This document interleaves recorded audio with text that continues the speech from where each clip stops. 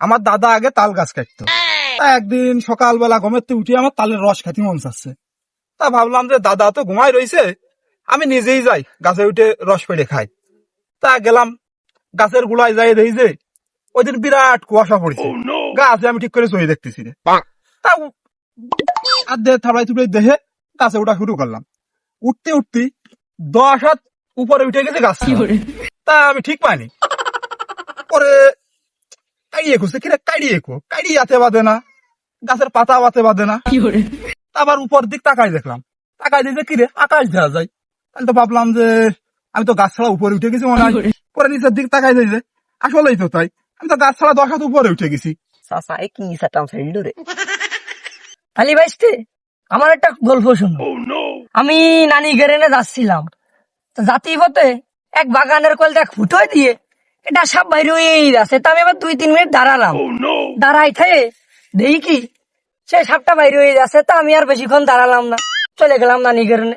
যাওয়ার পরে খাইয়েতে সন্ধ্যার দিক বাড়ি আসতেছি। আসতি পথে দেখি কি ও মা, পরে দেখি কি সেই সাপটা বাইরে হয়েই যাচ্ছে। আমার সামনে চাটাম দিয়ে দিতেছ, দাঁড়া আমু কি কম পারি নাই চাটাম, আমু শুরু করতেছি। এই বাঁচতে শোনো, আমার নানা মেলা করে বুঝতো। আমার নানার গোয়ালে দুটিয়ে দরজা ছিল, বুঝছো বাঁচতে। তাহলে সকালে উঠে এক দরজাতে ছাড়িয়ে দিত, তাবুত মাঠে খাইয়ে আর এক দরজাতে ঢুকতো। আর ওই দরজাতে গরু বাইরে হয়ে যেত। তো গরু ছিল বাইরে শেষই হইতো না। আরে সবাই তো চাটাম এক একটা সাইডে দিল, আমার তো জিতে থাকতে হবে, তাহলে চাটাম আমি আর একটা সাইডে দিই। তাহলে শোন বাইসতে, গল্প তোমার আরেকটাও মনে পড়ে গেল। কাইসর সময় সব বাড়ি কাদা হইতো, আমার নানি বাড়ি কাদা হইতো না। কে চাচা তোমার নানি বাড়ি কাদা হইতো না কে?